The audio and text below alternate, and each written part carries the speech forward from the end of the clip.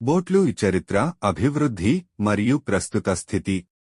Robots history, evolution on present status in Telugu. Robot అనే పదం మొదటిసారిగా 1920లో చెక్ రచయిత కారెల్ చాపెక్ తన నాటకం యురోసుమ్ యూనివర్సల్ రోబస్ ఆర్యుఆర్ లో ఉపయోగించాడు. ఈ పదం చెక్ భాషలో రాబోటా అనే పదం నుండి వచ్చింది.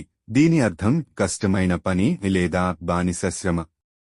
ఆ కాలంలో రోబోట్ అనే భావన కేవలం సాహిత్యంలో, కథలలో మాత్రమే కనిపించేది. కానీ శాస్త్ర విజ్ఞాన అభివృద్ధితో ఈ కలలు నెరవేరాయి. ప్రాథమిక రోబోటిక్స్ చరిత్ర. రోబోట్స్ యొక్క ప్రాథమిక భావనను మనం ఎంతో వెనుకటి నుండి గుర్తించవచ్చు. ప్రాచీన గ్రీకు కాలంలో హోమర్ వంటి రచయితలు మెటల్ మనుషుల గురించి వర్ణించేవారు.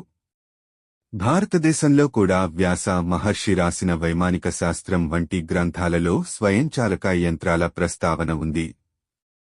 ఇస్లామిక్ గోల్డెన్ ఏజ్లో 9వ శతాబ్దం ప్రముఖ ఆవిష్కర్త అల్జజారీ కొన్ని ఆటోమేటిక్ యంత్రాలను రూపొందించాడు. ఇవి రోదించగల బొమ్మలు, నీరు పోసే పక్షులు మరియు నీటి గంటలు ఉండేవి. ఇవి రోబోటిక్స్కు ప్రాచుర్యం తెచ్చాయి. ఆధునిక రోబోటిక్స్ పుట్టుక. వాస్తవ రోబోటిక్స్ అభివృద్ధి 20వ శతాబ్దంలో జరిగింది. మొదటి ఎలక్ట్రానిక్ రోబోట్గా పరిగణించబడే యూనిమేట్ 1954లో జార్జ్ డెవోల్ ద్వారా అభివృద్ధి చేయబడింది. ఇది పరిశ్రమలలో శ్రమ తగ్గించేందుకు ఉపయోగపడింది. దీన్ని మొదటగా ఆటోమొబైల్ తయారీదారులు ఉపయోగించారు. 1960లలో జపాన్ మరియు అమెరికాలో పరిశ్రమల కోసం ఉపయోగించే రోబోట్ల అభివృద్ధి వేగంగా పెరిగింది. జపాన్లోని కంపెనీలు హోండా, సోనీ మొదలైనవి హ్యూమనాయిడ్, మనిషిలా ఉండే రోబోట్లు తయారు చేయడం ప్రారంభించాయి. భారతదేశంలో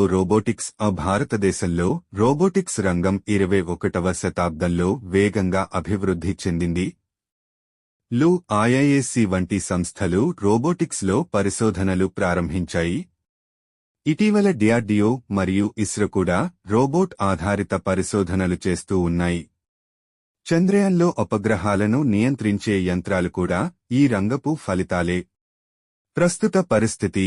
ఇప్పటి రోజుల్లో రోబోట్లు అనేక రంగాలలో ఉపయోగపడుతున్నాయి.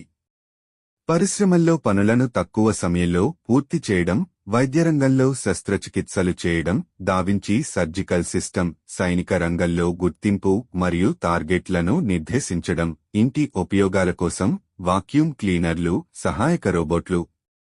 ఉపగ్రహ పరిశోధనల కోసం మార్స్ రోవర్లు, చంద్రయాన్ బగ్గీలు. భవిష్యత్తు. ఏఐ, ఆర్టిఫిషియల్ ఇంటెలిజెన్స్ మరియు మెషీన్ లెర్నింగ్ వంటి సాంకేతికతల కలయికతో రోబోట్లు మరింత చైతన్యంతో, స్వయంచాలకంగా పని చేయగలవిగా మారతాయి.